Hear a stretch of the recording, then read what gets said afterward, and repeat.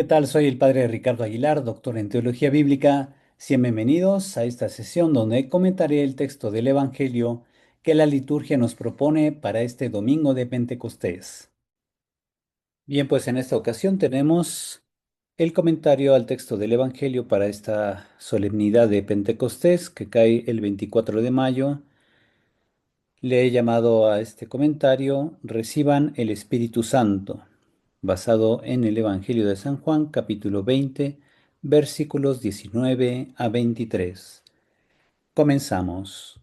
Hacemos nuestra oración inicial en el nombre del Padre y del Hijo y del Espíritu Santo. Amén. Padre bueno, que por tu Hijo constituiste a tu Iglesia como medio para la santificación de todos los pueblos, te pedimos que nos envíes el don de tu Espíritu Santo. Padre bueno, que por tu Hijo constituiste a tu Iglesia como medio para la santificación de todos los pueblos, te pedimos que nos envíes el don de tu Santo Espíritu, de modo que nos asista en la comprensión del sentido salvífico del Evangelio que estamos por estudiar y lo hagamos vida. Te lo pedimos por el mismo Jesucristo nuestro Señor. Amén. Santa María, sede de la sabiduría y reina de la paz, ruega por nosotros, en el nombre del Padre, y del Hijo, y del Espíritu Santo. Amén. Procedo a leer el texto del Evangelio, del Santo Evangelio según San Juan. Al anochecer del día de la resurrección, estando cerradas las puertas de la casa donde se hallaban los discípulos por miedo a los judíos, se presentó Jesús en medio de ellos y les dijo: La paz esté con ustedes. Dicho esto, les mostró las manos y el costado. Cuando los discípulos vieron al Señor, se llenaron de alegría. De nuevo les dijo Jesús: La paz esté con ustedes. Como el Padre me ha enviado, así también los envío yo. Después de decir esto, sopló sobre ellos y les dijo: Reciban el Espíritu Santo. A los que les perdonen los pecados les quedarán perdonados, y a los que no se los perdonen les quedarán sin perdonar. Palabra del Señor. Gloria a ti, Señor Jesús. Si les gusta este tipo de contenido, denle like al video, suscríbanse al canal y activen la campanita de notificaciones para que YouTube les mande un aviso cada vez que yo suba un nuevo comentario a la palabra de Dios. Y ahora vamos a continuar. Procedo ahora a explicar el contexto literario. Nuestra pericopa ocupa un lugar privilegiado dentro del relato de las apariciones pascuales con que el cuarto evangelio concluye su narración, como se ve en su estructura interna. Primero los versículos que nos corresponden este domingo: aparición a los discípulos reunidos con el triple don, la paz, el envío misional y el Espíritu Santo con el poder de perdonar. Después vendrán los versículos 24 a 29, donde se presenta la aparición de Jesús ante Tomás, cuya incredulidad se transforma en la confesión de fe más elevada del Evangelio, que exclama: Señor mío y Dios mío, cuando Jesús lo desafía a tocarlo. Finalmente, los versículos 30 a 31, que son el colofón redaccional, que enuncia el propósito del libro, del Evangelio, y cierra la unidad. Tras el descubrimiento del sepulcro vacío y la aparición a María Magdalena, la escena vespertina del primer día de la semana constituye la aparición comunitaria fundamental, aquella en la que el resucitado se manifiesta al grupo apostólico reunido y le confiere la misión que habrá de continuar la suya propia. El primer momento, marcado en el versículo 19, sitúa la escena en sus coordenadas espaciotemporales y afectivas: el atardecer del primer día, las puertas cerradas por el miedo y la irrupción súbita de Jesús en medio del grupo.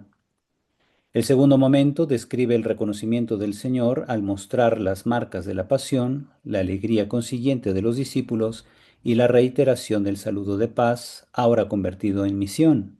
Como el Padre me ha enviado, así también los envío yo. El tercer momento constituye el núcleo neumatológico y ministerial de la perícopa. Jesús sopla sobre los discípulos dándoles el don del Espíritu Santo y la autorización para perdonar y retener pecados. La función literaria del pasaje es mostrar un acontecimiento de revelación que abre a la dimensión eclesial y misionera del tiempo postpascual. Juan 20, 19 a 23 relata el momento fundante en que la comunidad apostólica recibe su identidad, su envío y el principio de su acción salvífica en la historia. Ahora explico el contexto teológico. El contexto teológico es identificado gracias a los varios términos y expresiones que revelan la teología del cuarto evangelio. La expresión Eirene Himin, que significa la paz esté con ustedes, refiere al don del resucitado, fruto de su victoria sobre la muerte. Recuerda el shalom bíblico pronunciado por seres celestiales, es decir, cuando aparece un ser celestial que comunica el don de la paz al destinatario humano. Pero aquí es el mismo Jesús glorificado quien lo confiere. Se utiliza la expresión apestalken me ha enviado, dice Jesús con respecto a su Padre, y aparece en tiempo perfecto. Esto subraya que la misión de Jesús ha llegado a su cumplimiento definitivo y que sus efectos permanecen y se prolongan en la misión de los discípulos. Aparece también la expresión Pempo Himas, los envío a ustedes. Está en presente. Esto indica la continuidad y la universalidad del envío misional que no se limita a los 12, sino que se extiende a todos los creyentes. Luego aparece el gesto de soplar, en efisesen, resuena deliberadamente con Génesis 2:7 y Ezequiel 37:9, que es el soplo de Dios para dar vida. El don del Espíritu Santo, el Pneuma Hagion, es presentado como un nuevo acto creador, una segunda insuflación que otorga a la comunidad apostólica la capacidad de ser portadora de vida divina en la historia. Este espíritu no es una energía difusa ni una experiencia puramente interior, sino el principio activo de la reconciliación de la humanidad con Dios, como lo expresa con precisión la autorización del versículo 23 sobre el perdón y la retención de los pecados. Y con esto procedo al comentario. La aparición a los discípulos, versículos 19 a 23. La escena comienza con la tarde del primer día de la semana. Los discípulos se encuentran reunidos a puertas cerradas por causa del miedo. El anuncio de María Magdalena y la fe naciente de Pedro y del discípulo amado no han producido aún frutos visibles en el grupo. Están pasando por un tiempo de tribulación. La presencia súbita de Jesús en medio de ellos afirma que el resucitado puede hacerse presente entre los suyos, superando todo bloqueo o impedimento humano. La primera palabra que dirige a sus discípulos es la paz, Eirene Himin. La paz esté con ustedes, es lo que significa esta expresión griega. Se trata de un don real que transforma la situación de miedo en una experiencia de seguridad y alegría. Al mostrar las llagas en las manos y en el costado, Jesús facilita que se le identifique con el crucificado. La continuidad entre el Jesús histórico y el Señor glorificado es esencial en la fe juánica. La alegría de los discípulos al ver al Señor es la realización del anuncio de Juan 16, 20 a 22, donde Jesús hablaba de que la tristeza de los discípulos se convertiría en alegría y que nadie se la podría quitar al grupo de discípulos. Jesús envía a los discípulos al mundo como el Padre lo hizo con él. Como el Padre me envió, también los envío yo. El paralelismo subraya una exigencia. Los discípulos deben ser para el mundo lo mismo que Jesús fue, signo y revelación del amor con que Dios amó a la humanidad. La misión es la razón de ser de la comunidad pascual. De inmediato Jesús sopla sobre ellos y les dice, reciban el Espíritu Santo. Como hemos visto, el gesto evoca la creación del hombre en Génesis 2:7 y el anuncio de Juan Bautista sobre quien bautizaría en el Espíritu Santo en Juan 1:33. Ahora se cumple tal promesa. El Espíritu es comunicado a los discípulos como vida nueva, fuerza santificadora y capacitación para la misión. Este don no es exclusivo de los 12. El evangelista habla de los discípulos en sentido amplio, incluyendo a todos los creyentes. El don del Espíritu va acompañado del poder de perdonar y retener los pecados. Este poder debe entenderse a la luz del conjunto de la obra juánica. Jesús vino al mundo para ofrecer la visión a quienes acepten la luz de su revelación y evidenciando la ceguera de quienes la rechacen.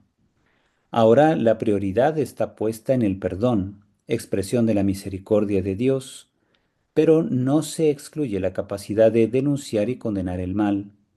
Los discípulos, santificados por el Espíritu, son enviados a santificar el mundo mediante el ejercicio de este doble poder. Y con esto paso a las enseñanzas para la vida. Primera enseñanza: el Espíritu Santo transforma el miedo en misión. Los discípulos estaban encerrados por miedo. Esta es una imagen que nos resulta familiar. ¿Cuántas veces nos encerramos en nosotros mismos, sea por heridas emocionales, dudas o cansancio, y dejamos de ser presencia de Cristo en el mundo? El resucitado no espera a que abramos las puertas, Él las traspasa. Su primera palabra no es un reproche, sino un don: la paz sea con ustedes. Quien quiere colaborar con el Espíritu ha de permitir que Cristo entre donde hay miedo y cerrazón. La apertura al Espíritu Santo implica una rendición confiada a su presencia. La paz que Él da es el fundamento afectivo y espiritual de toda misión. Examinemos qué puertas cerradas hay en nosotros, tales como resentimientos, miedos, aspectos de nuestra vida interior en las que no hemos dejado entrar a Cristo, etc. Invocar al Espíritu Santo al comienzo de cada día es un acto de hospitalidad interior. Segunda enseñanza: ser enviados como Cristo fue enviado, exige configuración con Él.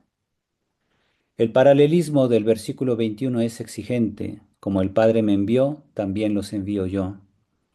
No se nos envía a hacer cosas para Cristo, sino a ser lo que Cristo fue, signo visible del amor con que Dios ama a la humanidad.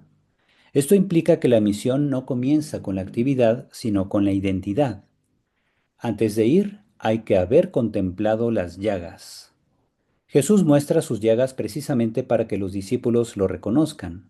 La misión de reconciliación que el Espíritu nos encomienda pasa siempre por la cruz, por el amor que costó, por la misericordia que no evade el sufrimiento del otro, sino que lo asume. Un agente de reconciliación que no carga con las heridas propias y ajenas no puede ser ícono de Cristo crucificado y resucitado. Contemplemos el misterio pascual como forma de vida. La lección divina de los relatos de la pasión y la devoción a las llagas de Cristo es escuela de configuración apostólica. Tercera enseñanza: el don del Espíritu capacita para la reconciliación, no la delegación. Jesús nos deja el don de su Espíritu Santo, el cual no es un complemento devocional, sino vida nueva y capacitación real para que realicemos una tarea que supera las fuerzas humanas. Perdonar los pecados es una acción humana en su ejercicio y divina en su origen y eficacia. No actuamos por competencia propia ni por autoridad personal, sino en virtud del Espíritu recibido. Somos instrumentos de Cristo, quien es el único que puede sanar el corazón humano y actuar con la seriedad de quien sabe que sus palabras y gestos de perdón o corrección tienen peso eterno. La obra de reconciliación exige discernimiento espiritual constante para saber cuándo y cómo ejercer el doble poder de perdonar y denunciar el mal. Cultivemos el sacramento de la reconciliación como actitud de vida y procuremos ser instrumentos de paz y perdón en las relaciones con los demás, pidiendo al Espíritu la sabiduría para hacerlo con verdad y misericordia. Y ahora concluimos con la oración final. Dios nuestro, que por el misterio de la festividad que hoy celebramos santificas a tu Iglesia extendida por todas las naciones, concede al mundo entero los dones del Espíritu Santo y continúa obrando en el corazón de tus fieles las maravillas que te dignaste realizar en los comienzos de la predicación evangélica. Por nuestro Señor Jesucristo, tu Hijo, que vive y reina contigo en la unidad del Espíritu Santo y es Dios por los siglos de los siglos. Amén. Y así hemos concluido con el comentario al texto del Evangelio que la liturgia nos propone para este domingo de Pentecostés. Espero pueda servirles para su vida espiritual y su impulso pastoral. Me despido dándoles la bendición.